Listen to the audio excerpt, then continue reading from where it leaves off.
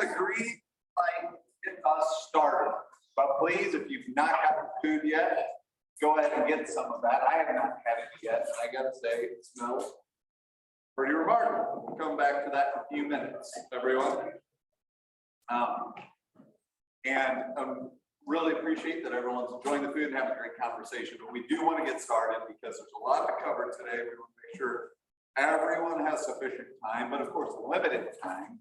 Lily will make sure of that when we get to it. So I am Mike Grellner with Plaza Commercial Realty. I'm co-chair of the Government Affairs Committee.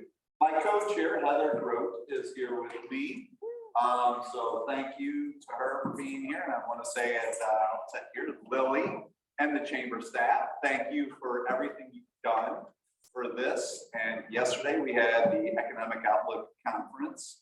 And so they had plenty of orchestration for that. And Lily had about 8 plates that she was spinning, and the chamber staff has been. And we didn't necessarily want to have these end up right on top of each other like this, but as you know, there's only so many dates when you get to this point here, especially with spring break coming up. So, and speaking of the Economic Outlook Conference, you know, I told Barbara and Lily, I said, I have got a busy night ahead of me. It's about 5 o'clock yesterday. I've got a busy night ahead of me and a busy morning. So if you're okay with it, I'm pretty much just going to hang my outfit in my car that I'm wearing right now to put it back on in the morning. I want you to know I didn't sleep in it like I did. It's a different shirt. It's a colored shirt. People ever leave. And Lily knows this, but I tend to not like scripts very much, especially when I'm kind of looking at it for the first time, which is the case today, and that's not Lily's fault. That sort of evening and morning, a couple days we've had. But I know there's some things we need to stick to as far as agenda goes. It's thank yous that we need to make. So I will get started with that. Let's talk about the people that paid the bills for your food today and gave us this beautiful place to get started with this forum. So first of all, Joe Mockin's dealership. They're our presenting sponsor for Lunch with the Leaders.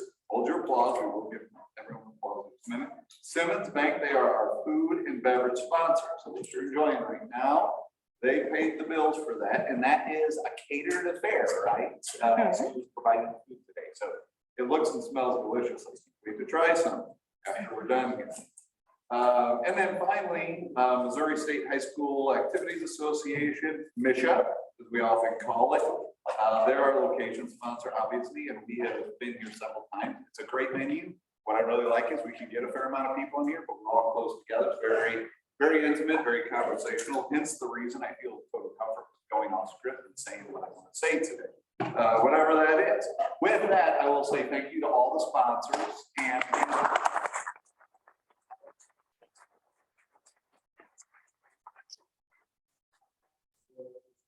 much for yesterday's event. And of course, all of our candidates that are here today, and all the candidates that are not here, that are running, it's a big commitment just to run. And that's, if you're elected, you're just getting started. So I want to thank all of them, and I'll probably do that several times throughout. We'll be giving them plenty of applause as we go through this.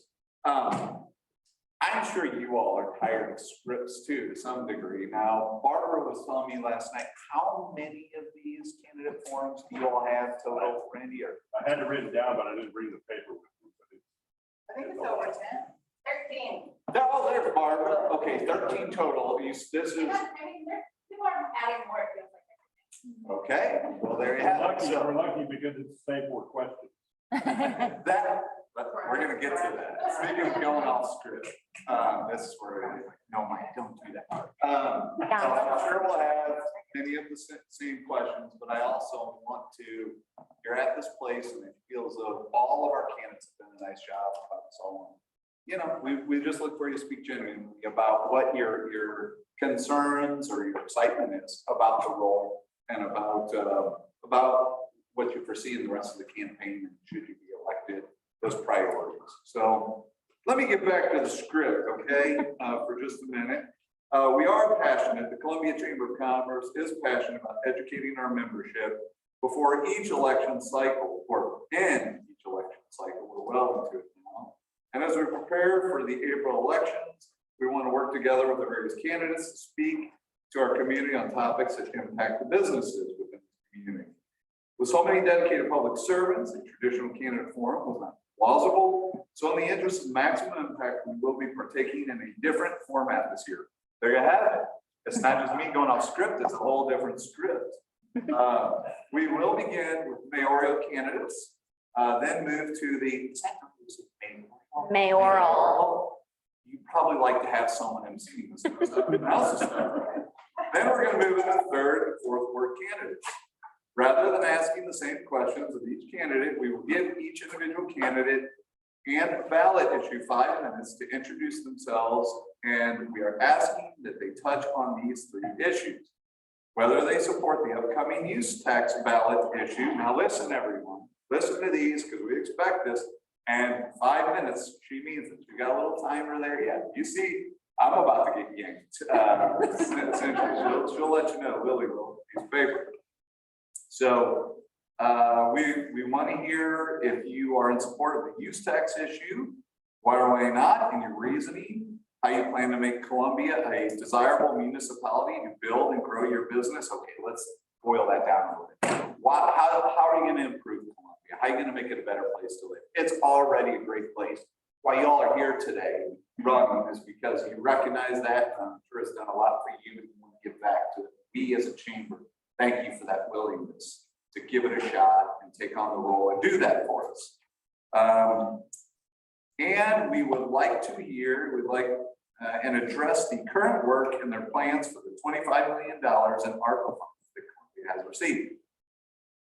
That's a fair amount of money. And I know there's consequences potentially to not using that. And this could be a one-time thing. We may see more in the future, but let's, as always, when we see this sort of funds for our city, let's talk about how we're going to have the maximum impact of that for this community. Before I get started, I also want to recognize the school board candidates running the cycle. Knowing that we could not get to everyone with this a limited amount of time, the Government Affairs Committee invited each of the 4 school board candidates to answer a set of questions, and each candidate's answers can be found on the Chamber's website. Lily, you're going to send the link. We're going to send a link after Okay. this. So don't worry, you don't have to go to the website. It's great if you want to, but Lily will send the link. We will email we will email attendees. Oh yeah, you said that in there, I think. We would like to thank candidates, Adam Burks and Andrea Listenby for joining us this afternoon as well. Did I pronounce that properly? Did I get that right? All right. Struggled with mayoral, but I got that right. Lily will be keeping time. We've already covered that. She means it. She'll let you know when you have a minute left and time is up. All right, we're going to go in alphabetical order. I can't get this right. There's enough of a difference there. So A, B. Barbara, you are up. You got your B squared here. Come on up, Barbara Buffalo. Appreciate you being here.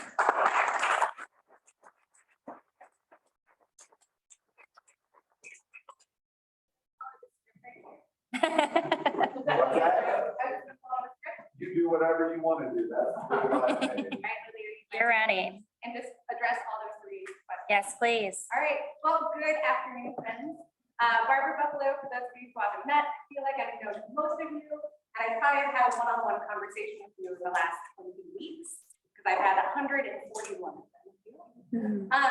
So I'm here today because I really do love Columbia, but I know we have opportunities for improvement. So to address your 3 questions, one, obviously for the use tax. I think yesterday at the Economic Outlook Conference, we had Matt Liu talk about how it could bring $5.6 billion to our city general fund. So our general funds, what funds public safety in our streets. Obviously, those are priorities that we see coming across in our annual survey, as well as just things that our community members often complain about online and at council. So we know that that's important. It also levels the playing field for our local businesses. I don't have time up yet. No, that was me. Sorry. That was just me. So it levels the playing field for our local businesses.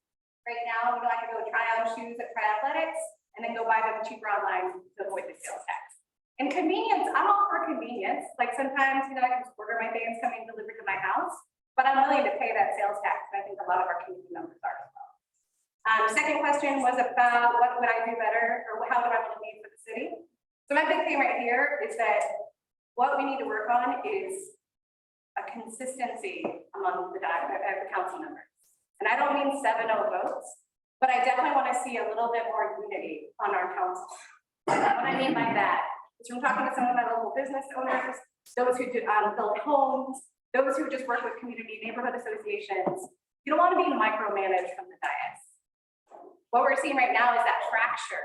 You're seeing what happening is that somebody, you've worked on a project and you're following the rules and you're following the regulations that the city has put together.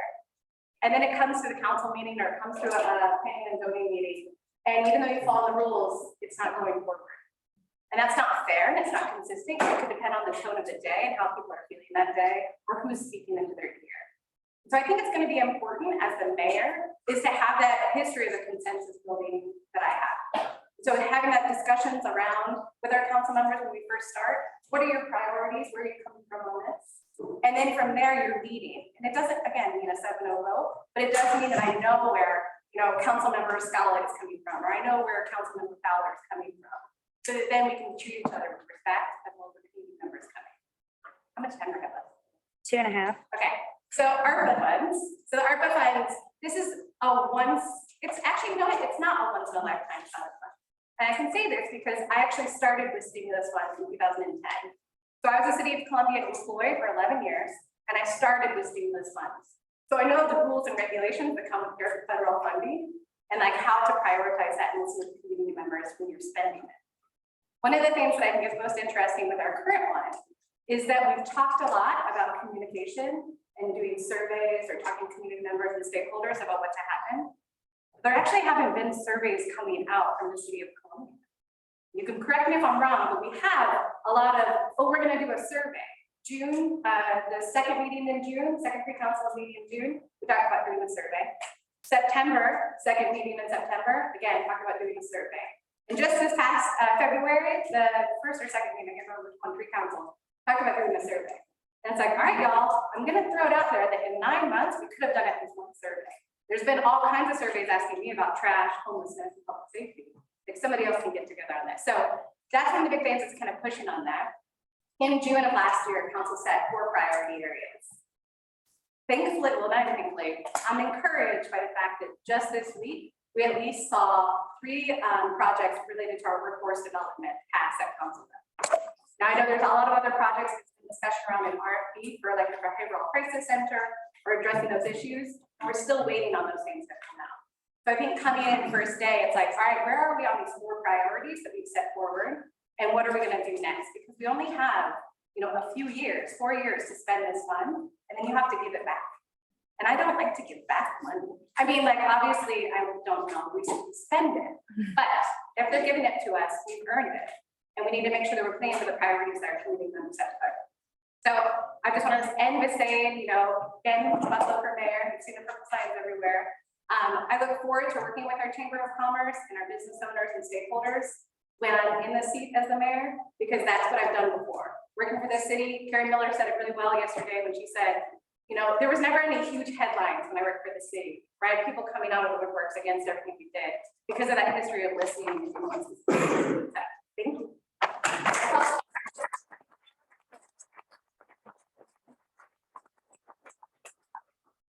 Okay, so I did notice you used the term y'all. Matt Moore, you're not allowed to vote just based on that southern y'all. That goes for the rest of southern. But love it. Spoken from the heart, and that's great. Randy, you're up next. Are you ready? Oh my gosh. I'm sorry. He doesn't know the album. Yeah, see, I'm already. Where are you? Come on now. I'm sorry, Tommy. Mike, do you want to take this so you have the list over at the chair? Or do you want to come up and read it?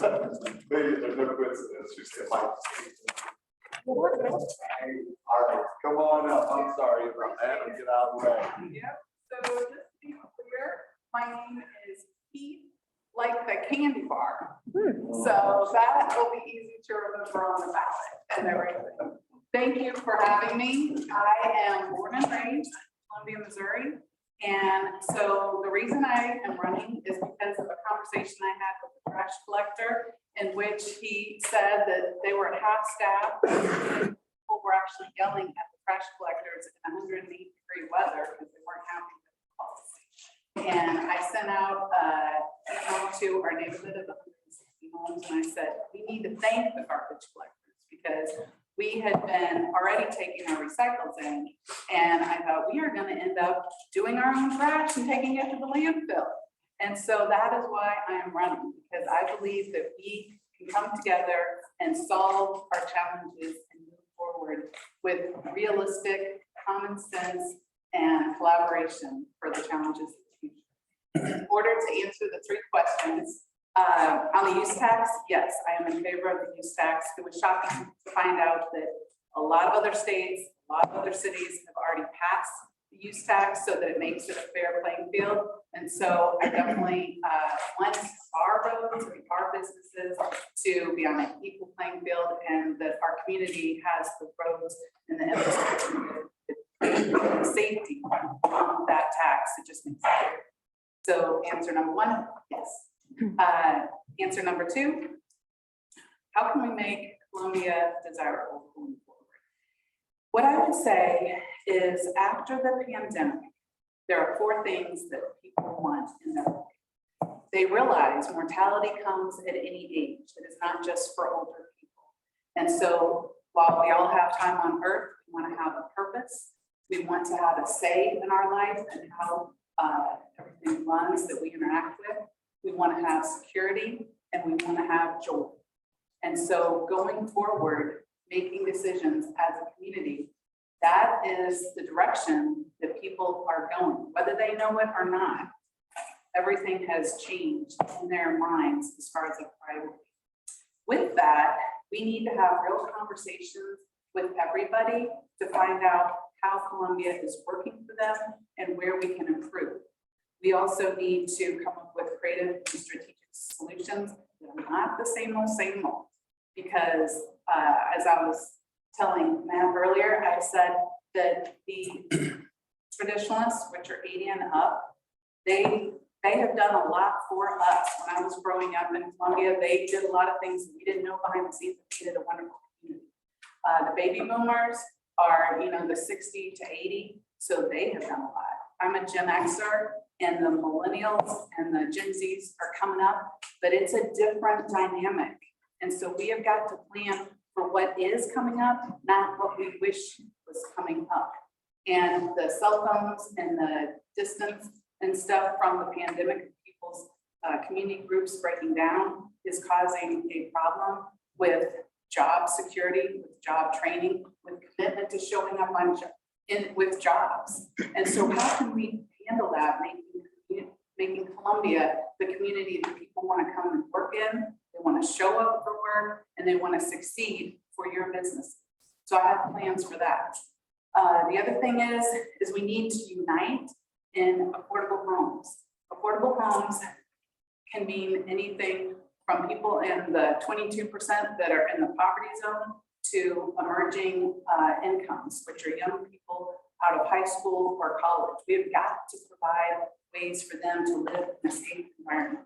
The other thing that I want to say is that you need to think of Columbia as a body. You would never say, I don't need my feet. Who cares about feet? I'm a hands person, right? You would never say that. And so when I was walking around and talking to people in all kinds of communities, I realized that I want to go to any neighborhood in Columbia and say, I'm a Columbian, this is a Columbian community, it has the same high standards of sidewalks and lighting and water mains as this other community. So that's the standard we want, because we are Columbia. As far as the ARPA funds, I believe that, again, the ARPA funds, the bulk of it needs to go to everyone in the city. I've done a focus group, I've talked to people, they want the funds to go to for everyone's benefit. How do we help the unhoused people? The unhoused people, we can do a private-public partnership. We can take used old buildings and refurbish them all over town to help the unhoused people. So my name is Tanya Keith. I am running for mayor. We're also having a prayer and sanitation walk on Sunday, April 3rd, downtown, because as a community, we can solve our problems with common sense and collaboration. Thank you very much.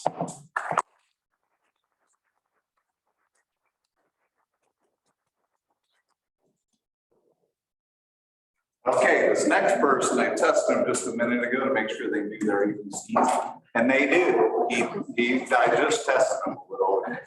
Not that I didn't. Randy, are you ready? I am. Also on. He knows them.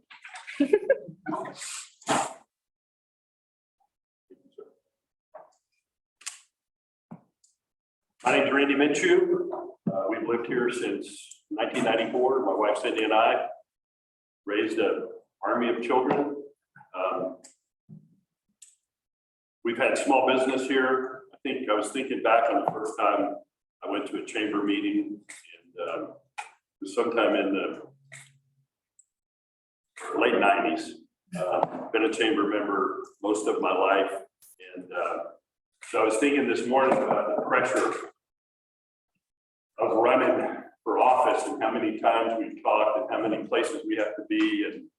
And I thought about, because we had a construction company for most of my time here. And I thought about when I looked outside, it was raining. It rained a little yesterday. It was calling for rain. This is a rainy season. And I thought about the pressure I felt at Swift when it's Monday morning. And I knew if it rained all week, we would have trouble making payroll on Friday. And so as small business owners, that's pressure. What we're doing right now, this is not pressure. This is me being afraid that I wore a shirt that has this weird thing that I will do the right thing. You know, so, but everybody's already used to the way I look. Most people aren't used to seeing me at the time. So the pressure we feel here is nothing compared to what we feel as small business people. And that's really the backbone of Columbia and what we're all about. Which is why I 100% support the use tax. You know, the population's gone up, sales have gone up, tax has gone up, but not at the increase that it should, because things are bought online and we don't see that money. And so the growth we should see, the tax revenue we should see, we don't see because of online shopping. And so I am professed Amazon professional. And you know, if you see my feet, I wear a size 15. Nobody in town sells a size 15 shoes. I buy my stuff online, and I'm happy to pay that tax. So 100% in support of Proposition 1. How to make Columbia a desirable municipality to build and grow business in. For me, we have some deferred infrastructure problems. We've got roads that haven't gone in. We've got neighborhoods popping up. I don't know if you live near Sinclair in Niflon, but we're about to get 600 houses out there. Sinclair didn't get any wider. And so I was over there the other day for an event, and it was during when school was letting out. I thought, oh my, we've got some things we need to get done here. We've got a power grid, a power line issue that was voted on. We got bonds for it. We're paying interest on the money. It got set aside. I think politically it's probably suicide to even talk about that issue, but that's something we're going to have to deal with. We've got sewer lines that didn't get put in, that need to be put in. We voted on it, we approved it. The city can't grow in any direction where there's not a sewer. I can tell you where the city's going to grow, because look at where the sewer lines are. And if we know the sewer lines have been put in there, and we don't coordinate with Dr. Yearwood on schools are going to have to go near there, a fire station is going to have to go near there. So all of those coordinations, all of those things need to happen. If you do the little things like that, that'll make Columbia a desirable place to live, because you can move into a neighborhood and it won't take you a long time to get to your school. You won't be in Old Hawthorne or in Thornbrook and not have a fire station near you to service you if you're in need. So, and then as far as the ARPA funds go, I have a minute. Yeah.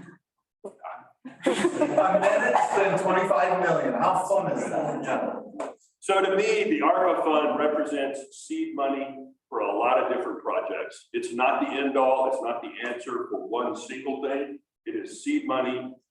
Just like for entrepreneurs, they need seed money to get something started. There's programs to help with the homeless issue. There's a building that's been worked on, they've located it. So we need to give that some seed money. We've got economic development things that need that seed money to keep those moving. And I think that's the value of the ARPA funds. Last thing on the ARPA funds, we have people who served us valiantly during COVID.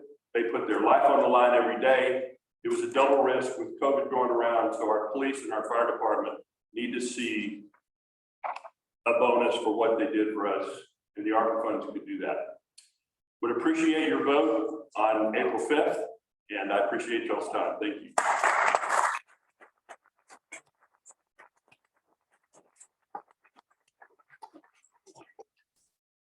Randy, thank you. Size 15. Yes, sir. That is a water ski. So I got those jokes with the size 12 from 15 is in a whole different category. So next up, David Seaman, come on up, please.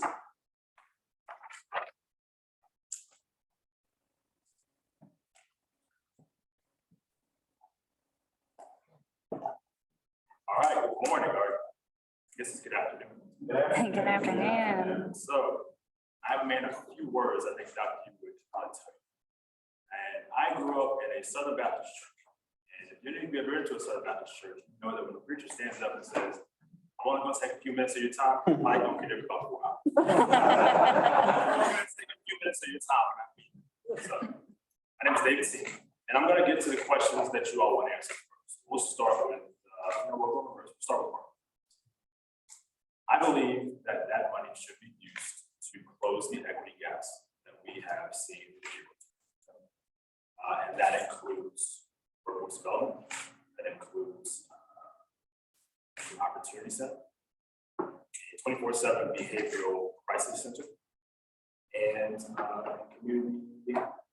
community policing. That leads into the next question.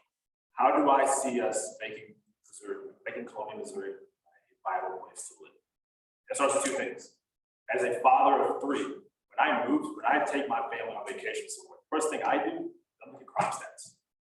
Is my family going to be safe when I arrive? So, are we going to solve our crime problem? Not the one downtown, one that expands outside of those neighborhoods. It's been here for decades.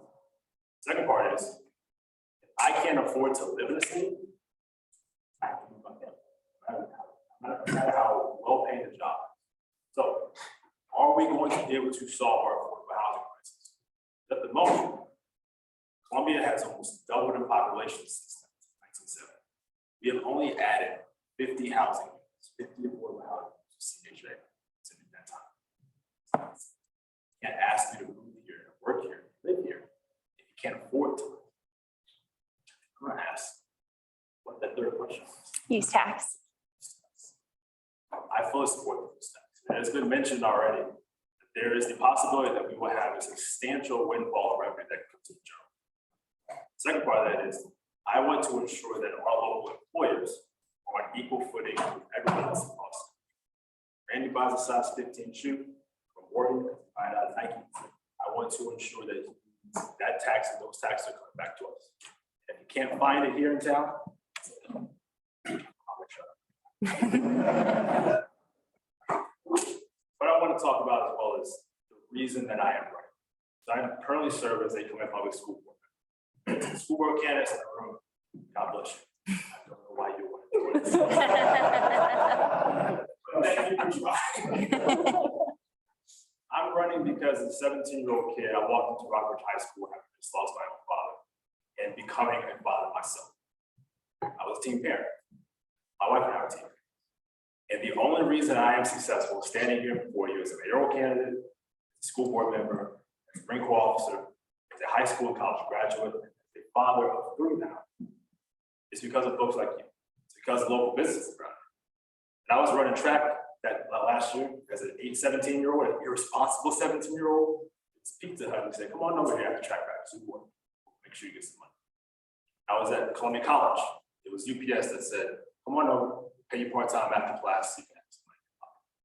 And during the time before, when I was at commission, 6 months between when I commissioned in the Marine Corps and when I left to go active duty, it was Lowe's, it was Kelly Educational Services. I said, yeah, we know you're gonna be leaving soon. You got obligations to the country. But we'll hire you on part-time. So that is the only reason I am standing in that position. And because of that, I want to ensure that every other student, every other child, every other man, woman, has the same opportunities that I have. So one day they can stand here and say the exact same. You all are the reason I'm here. It is my job to ensure that I give back to this community. So my name is David C. I hope that you will be able to. Thank you.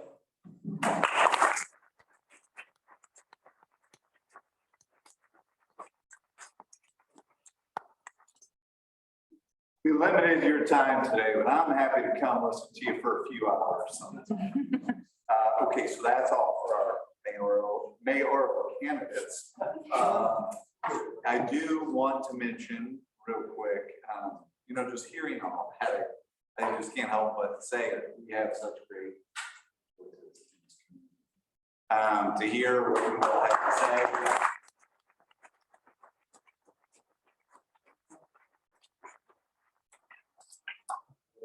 A wealth of personal and professional experience that you all are bringing to the table, and a very apparent, reflective passion for the opportunity. And we couldn't ask for anything as a community. So, and I know we've got some council candidates that I believe fall in the same category. Now, I don't know, we are going to move on to the council candidates right now, being the third ward council candidates. Do we have both of our candidates here today? Okay, we have Roy here, and then is Carl here? I haven't seen him come in. Okay, well, Roy, you're up first anyway. And so you can come on up, Roy Lovely, I'll give you 5 minutes. And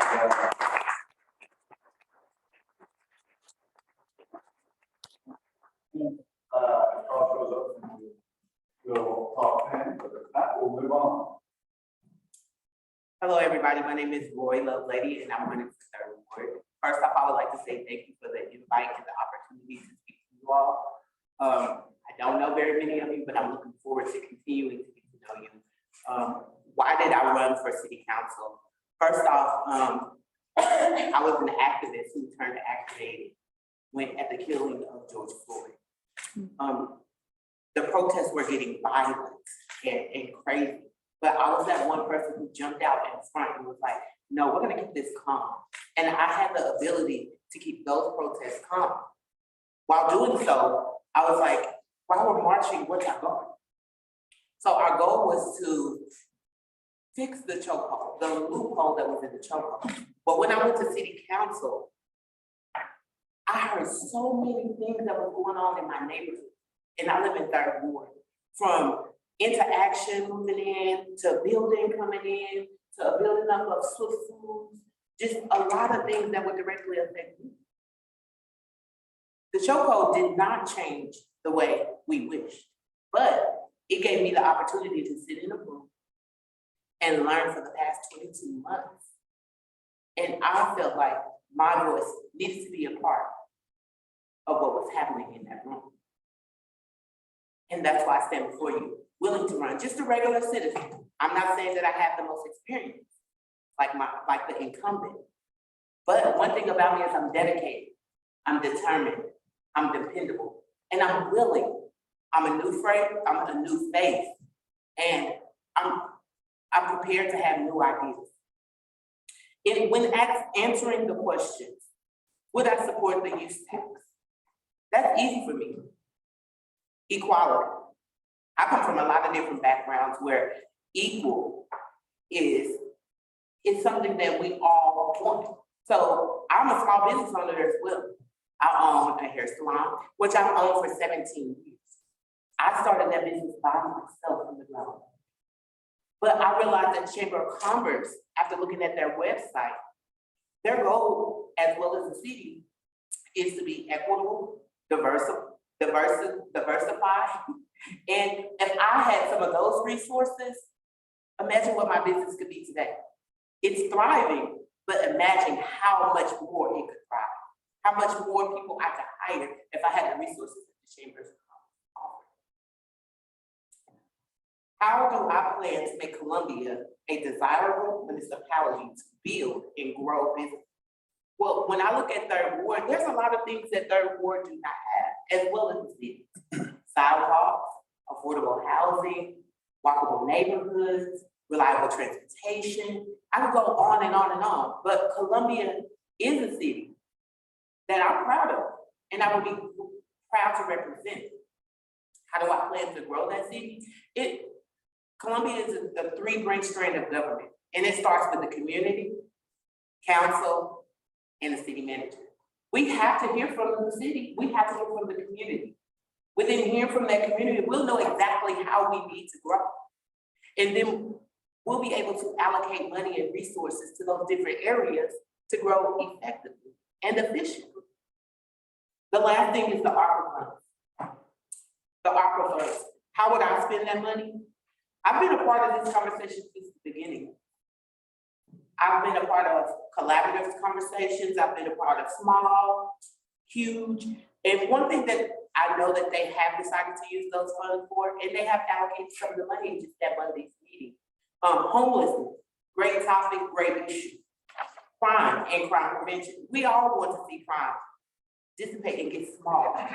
It's never going to go away. But if you address poverty and you address crime and you put money into it, that's a way to start. Mental health. Mental health and crime go hand in hand. So you can't address one without the other.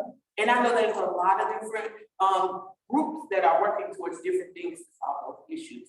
And I want to be a part of those conversations so that I can relate what I'm learning and what I'm hearing back to the community. Last is workforce development. We all want to see the workforce grow. I know I do. I want to see my business grow. I want to see I want to see the town grow, but I want to make sure that it's efficient in its growth. Why would you guys want to vote for me? Because I'm a great listener. I said that in the beginning. I'm dedicated. I'm determined. I'm dependable. I'm willing to get out of that community and do the work. I've been doing the work without the recognition. Now I'm ready to do the work for the community. And I want everybody to recognize that I'm here to do just that. So on April 5th, when casting your ballot, if you're in the Third Ward, I know it doesn't take all of my 5 minutes. But what I said was direct and to the point, which means that maybe when I'm speaking at council, the sessions may get just a little bit shorter.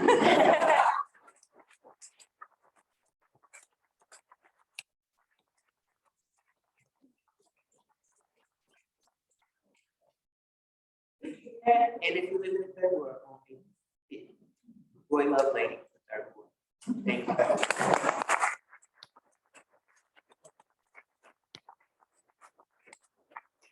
Okay. Okay, all right, Carl Scala, the other candidate, is not here, so we thank Roy for your presence today and the time you spent discussing your vision for the Third Ward in all of Columbia. We'll now move on to our Fourth Ward candidates. I believe we have both of those here with us today. So we'll start with Nick Foster. Nick, where are you? Come on up.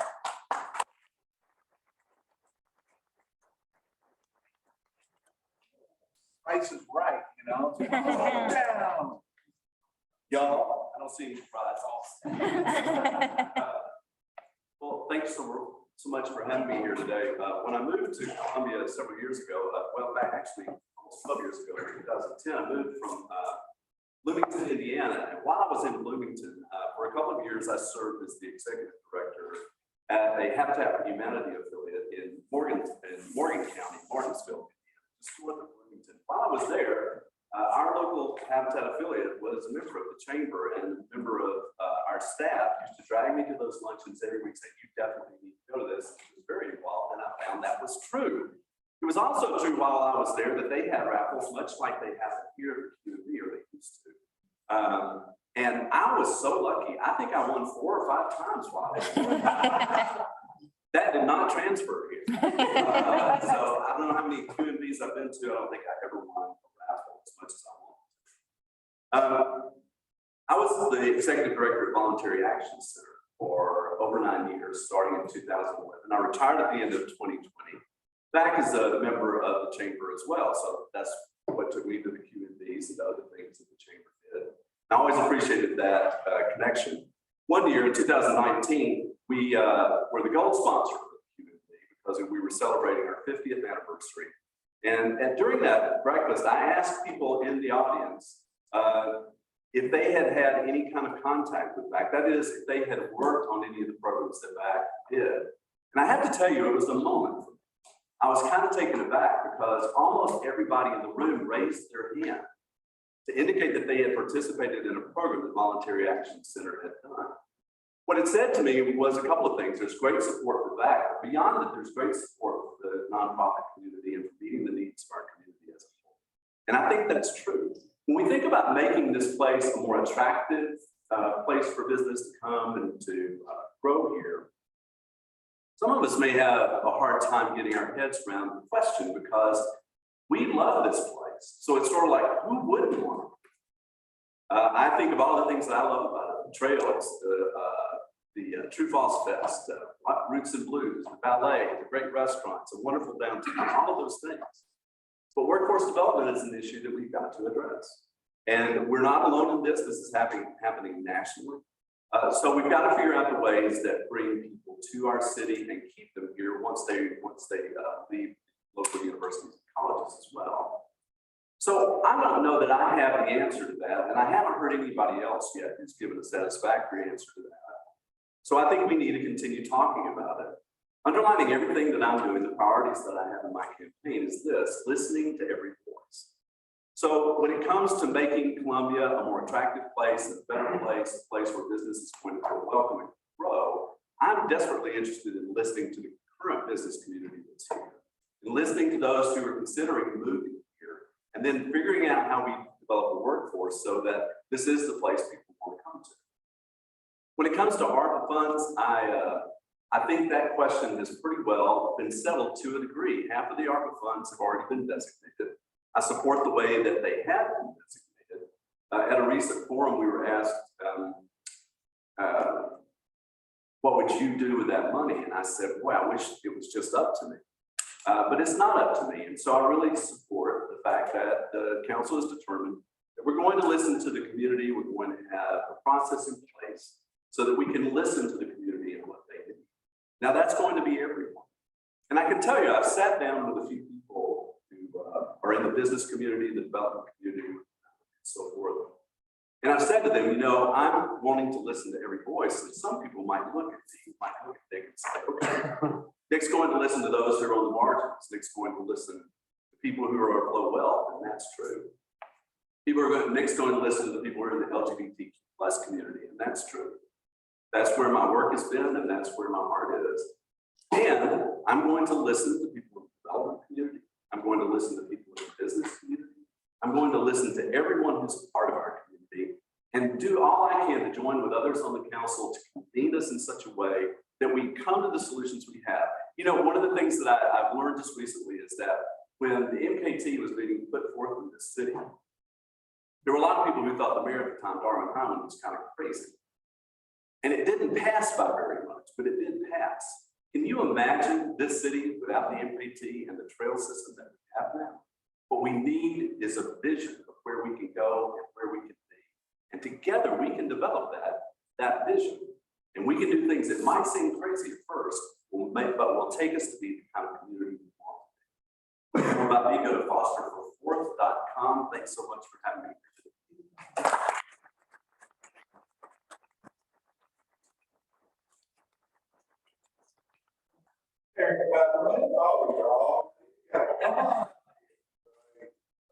I didn't even have to walk. Thank you. Of course. Well, hello, my friends. I know almost every one of you. I've been very involved in the chamber for a long time. In fact, I blamed the chamber every time somebody asks me why I'm running for city council, because of being involved as a board member, the chamber, chair of women's network. I've also been on the last 7 leadership visit trips. And for those of you that know what they are, it's where we visit other cities and we learn ideas about how they manage the same issues that we face in the city. They're similar in size, they have to be in a university town. And we have talked about everything from affordable housing, race relations, infrastructure, public transportation, the airport, trash, and everybody else has figured out, but us. So when I come back from these, all of us, there's 60 or 70 of us on this trip, and every one of us are just really excited and motivated, and we have ideas, and we want to go to work on them, and then we get here, and then things tend to go to city council to just die. And so as a businesswoman, as someone who owns 2 businesses here in Columbia Marketing Group and Columbia Magazine, someone that gets to write about how amazing our city is on a monthly basis, it was an opportunity for me to go ahead and see if I can impact change in that area and get the council to unite together, collaborate in a healthy way, have some organizational health, which I think every one of us, all the candidates can agree that is needed, and start to do things that are the betterment of everyone. And so we talked about the 3 questions for use tax. Every one of the candidates agrees that this is important that we pass. The $5 million that's expected to be raised through this is going to go directly into the general fund. And based on how city council sets their budget is how those dollars get spent. Currently, safety receives about 60% of those funds. This is huge for us because our current safety, our police officers are extremely understaffed. And not only are they understaffed, but we have pay compression within the ranks as business owners. We understand what that's like. Try hiring somebody today when you can hire someone from 5 years ago. I can't hire graphic designers today. Which means everyone has to shift. And so we've lost 10 police officers since January. Many people find that to be a very surprising figure. I do too. And that has a lot to do with what we are able to offer to pay them. And so when you look at every single law enforcement agency around us pays significantly more for their police officers, including Jeff City has a $10,000 sign-on bonus. So we have to become more competitive. We have to run the city like it is actually a business.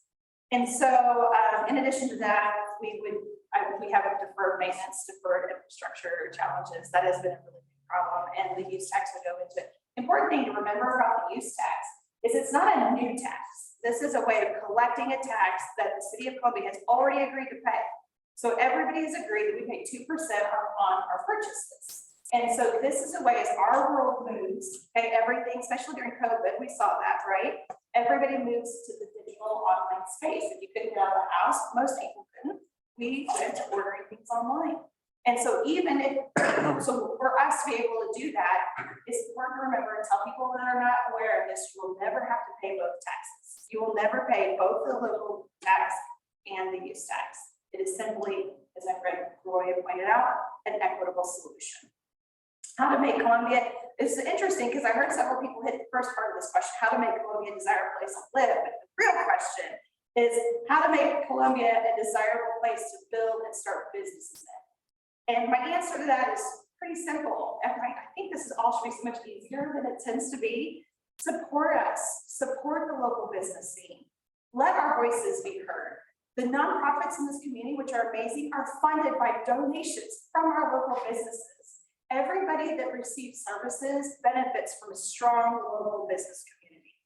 And so making it easy to solve the little things. The ARPA funds, we need permanent sustainable solutions. I often draw attention to the armory that's here in town that was paid for in a similar situation to this. That armory is enjoyed today by children and people all across our community every single day. So how can we create solutions that are permanent fixtures, like the mental health center, like a homeless situation that is not ran by the city, but maybe financed by the city, and we allow our nonprofit partners to help us run that as well. I agree with Randy, I am, and Randy as well, endorsed by police and fire. They have requested and is specifically allowed, and many other cities are doing, that they receive stipends out of that fund for being a hazard pay during COVID. And what they need is a fraction of the money available to us. It's less than 20% would take care of the request. It would also additionally, as I mentioned before, help us address some of the challenges that we have with retention and recruitment. current police officers. So thank you for having us today. I thought it was very cool that I got to be the last speaker, considering I consider this group home base. And if anybody has any questions, let me know. But I ask for your vote on April 5th, 13 days from now. Please, if you have any friends or live in the 4th Ward, vote for Erica. Thanks.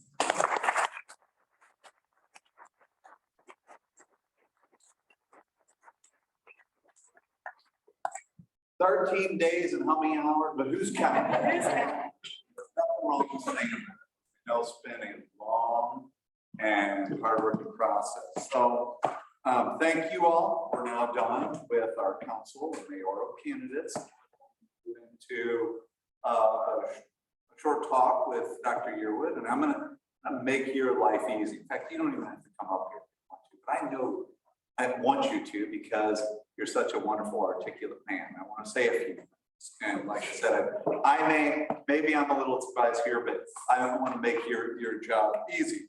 I want to first say, this is our last lunch and learn that we had Dr. Yearwood in here in this room, our last one, where we were honored to have you here, and you can start to make your way up here. Honored to have you here to talk about your background and your vision for the schools and our kids.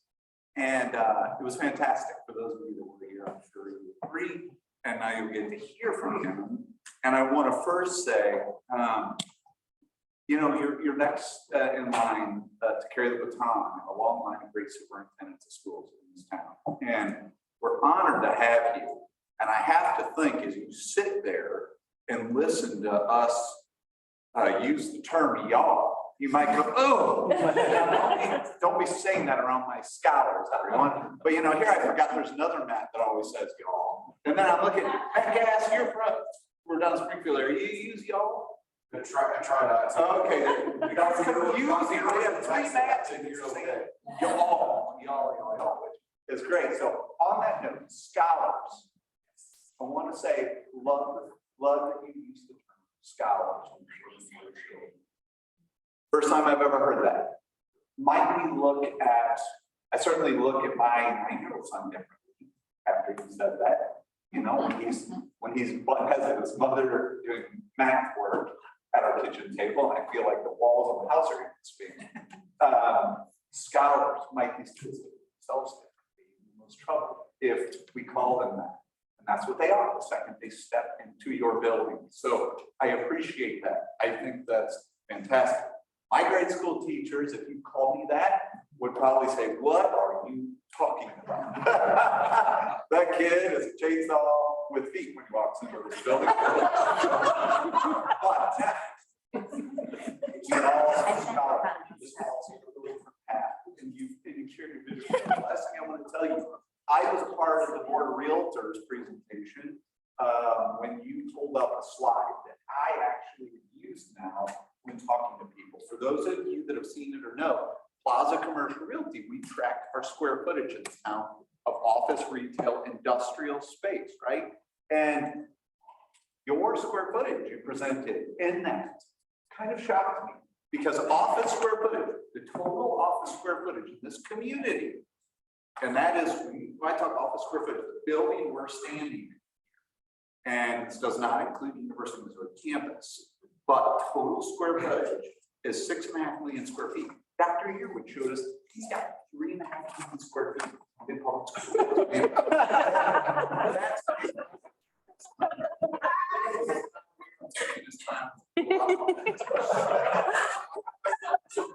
I wanted to say a few words because I found that to be remarkable. I didn't realize there was that much to manage, to be honest with you. And that is quite a feat for your staff to have to do on a daily basis on a whole different level of safety on top of that. So thank you for being here, for talking here.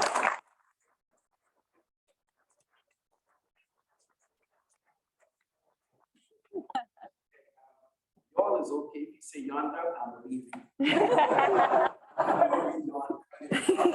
Just very quickly, on the ballot tonight, we'll be asking the voters to approve our bond in the tune of $8 million. This ask is because of our long-range planning. Typically, we have a long-range committee consisting of our board members and community members, or school personnel, and we look at 10-year projections. In other words, we look at where are we now with the school population and where we will be in 10 years. We cannot wait until we get there to say, oh, you're overcrowded, let's now build or start building schools, because then that also takes probably another 3 to 5 years based upon how we're going to fund things. So we're asking the voters to approve an $80 million bond. What's that money going to be used for?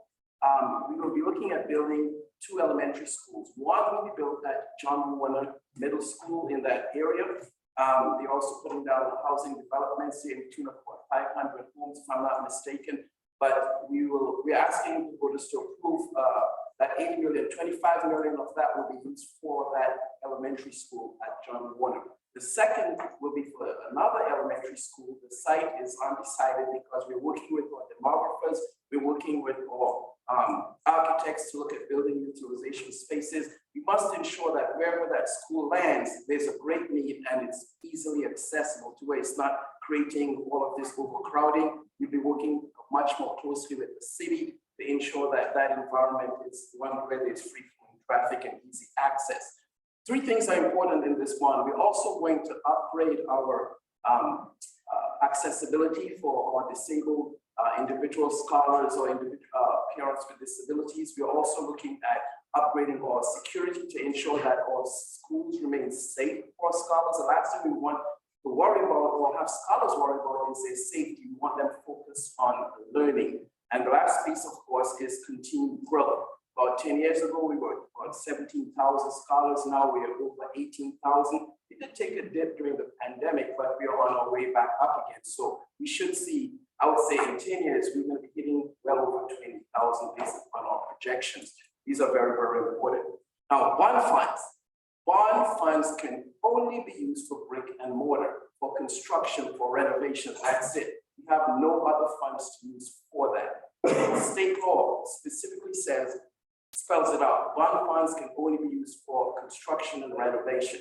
We have tax levies, that's for salaries, that's for other operating costs, but the state does not provide any funds for construction. So that relies upon the voters, and our community has definitely been very supportive of Columbia Public Schools, and that continues on, and we hope to see that continue to proceed as we go through April 5th. So we're asking the voters to come out. So again, long-range thinking, long-range planning, growth, making sure that we are taking care of our scholars and the environments that they are living in are pristine. As you mentioned, we have over 3 million square feet of space to take care of.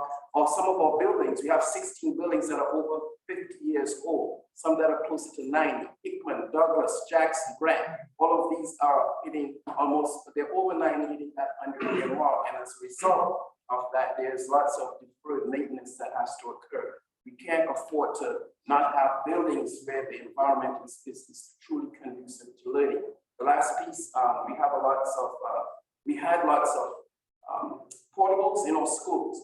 Portables are not ideal. They become dilapidated very quickly, and they are also tend to be infested with rodents, and it's just not safe. And they typically at the back of the school where scholars have to walk outside, sometimes in rain and snow, to get to them.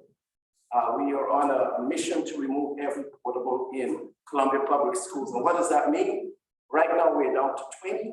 We must get them out and we must replace them with classrooms, brick and mortar. So again, we're asking April 5th for our voters to come out and support. We must have 57% of our voters approving for this to pass. So thank you very much. And hopefully our scholars will benefit. Thank you.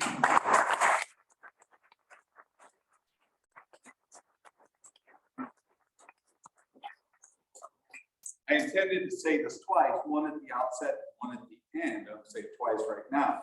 This is a no tax increase bond issue. Thank you. No tax increase bond. Okay, so let's be clear on that. I do also want to say that it's given me permission, even direction to say that our government affairs our government affairs committee has made a recommendation to the board of directors for the Chamber of Commerce to support this publicly. That vote will take place tomorrow. So you chamber members, keep an eye out for that, and you as well, Dr. Yearwood. And we, at the government affairs, our board of directors, want to make this a smooth process for you, because goodness knows you do have a demanding job today and every day. So whenever you need to depart us, you feel free, because our scholars depend on you, so your staff. Thank you so much. Now, on that, we did and also endorse something that is a tax, and we talked a lot about it today. And Janet Thompson, who's our Boone County Commissioner for the Northern District, is here to talk about that. And our Chamber of Commerce has endorsed the use tax. Janet was worried that when I said I'm taking Greg's time, but I might not allow her to get up and speak, which I would only do that to Dave Griggs, and even if we were here, I'd like to do that. Because, you know, Dave Griggs likes a good conversation. It could go on for. So anyway, he said, thank you so much for being here to talk about this. We'll look forward to hearing some of the mechanics of this. Anything else you have to say on the use tax? I promise I'll be very brief. Number one, of the questions that were presented, number one, yes. Do I support the use tax? But first of all, how many of you live in the city of Columbia? Raise your hand. All right, keep your hands up. How many of you live in Boone County? Raise another hand. Still looking. Still live in Boone County. So that's the critical piece. Several of the candidates have already talked a bit about the mechanics of this, but one of the mechanics is if you live in the city of Columbia, you'll see Proposition 1 twice on your ballot. Because the nature of sales tax is such that each jurisdiction must be able to impose its own tax. So if you live in the city of Columbia, you also live in the county. So the first issue that you'll see on the April 5th ballot is Proposition 1 for the county. And so if you're in favor of Proposition 1, you will blacken that circle. But you need to keep going because the candidates also want you to keep going down the ballot. Also, on the Columbia part of the ballot, you'll see that Proposition 1 for the city of Columbia. Because sales tax, remember, and you'll see in this guide, and this has nothing to do with, while I adore all of the mayoral candidates, it's not an endorsement. I simply adore chocolate is great. It's like so good. But this is a way for people to understand how tax works, right? When you buy something, you pay sales tax locally. That first level of sales tax that you're paying is state sales tax, 4.225%. If you live in Boone County, you get another 1.75%. That's the county rate that we've already assessed. We as citizens of Boone County have already voted that in, 1.75%. If you live in the city of Columbia, there's an additional 2% on top that's already been authorized. If you live just in Boone County, you stop at state, county. So that's something to think about. And really what this does, while we're calling it a use tax, we are closing a loop that was left. I'm a lawyer, as many of you know, and the law didn't keep up with reality. Because when I was little, and sales tax existed before I was little, but that's been a while, the way we did a lot of our Christmas shopping or our Christmas wish list was with the Sears and Roebuck catalog. And even though Santa did my Christmas shopping out of that Christmas wish list, Santa shopped at the local Sears.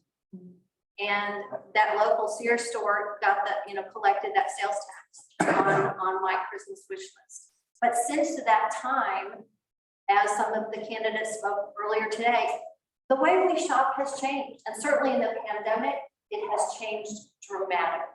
Over 50% of all sales now are made online.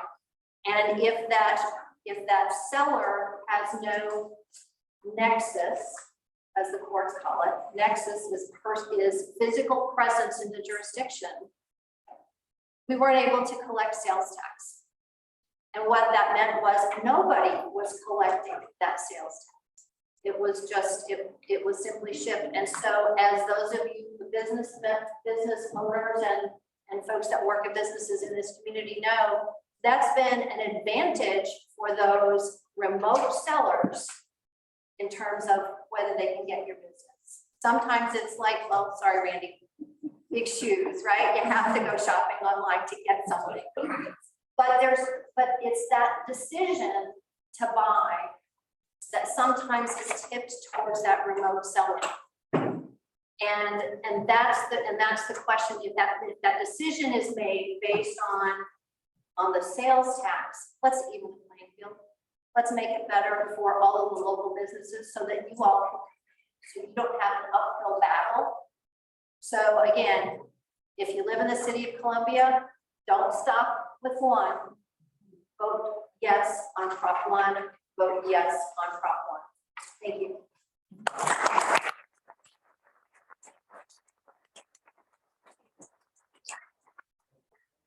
Well, that pretty well wraps it up, and I'm glad you said clarify. Yes, twice.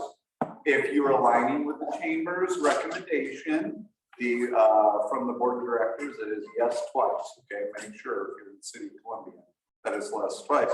Yes, twice.